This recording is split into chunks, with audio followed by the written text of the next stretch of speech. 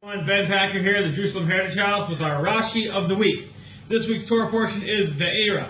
And what's going to happen over here is God starts out the Parsha by talking to Moses. God is answering Moses from the week before. The week before, at the end of the Parshas Shmos, Moshe says to God, "Why have you harmed the people? Why have you sent me?"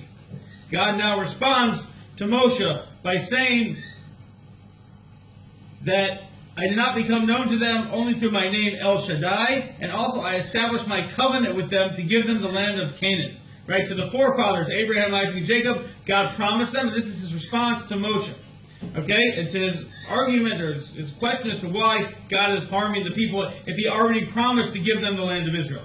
That's Moses' question to God and God's response. Rashi says on this response, he says, I established a covenant with them to give them the land of Canaan, and yet when Abraham sought to bury Sarah, he did not find a gravesite until he purchased land for an exorbitant price. So too with Isaac, they raised claims against him against the wells that he dug, but it was in the land that was given to him by God. And even Jacob, he bought the plot of the field. He bought land in Shechem, and he pitched his tent, and he settled there. And the people gave him trouble over it, right? So the three forefathers all had problems with the land, even though God promised it to them. However, they did not question my actions. So God is basically saying to Moses, why are you questioning my actions? They had a hard time, and they didn't question my actions, right?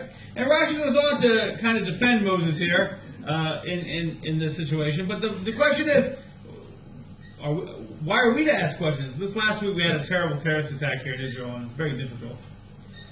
It's very difficult for everyone to look at such a situation.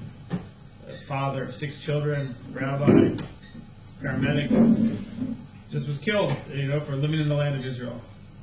Very hard to understand. We have to mourn with the family and support the family and his neighbors and friends and everyone, but not to question God. If we can not try. Not the question. This is what it is. We don't understand. We have the promise of the land of Israel. It's going to happen. How it's going to happen, we don't know, and we don't necessarily understand. We have to move forward and strengthen the Jewish presence. That's what we're commanded to do, and that's what we will do. Shabbat Shalom.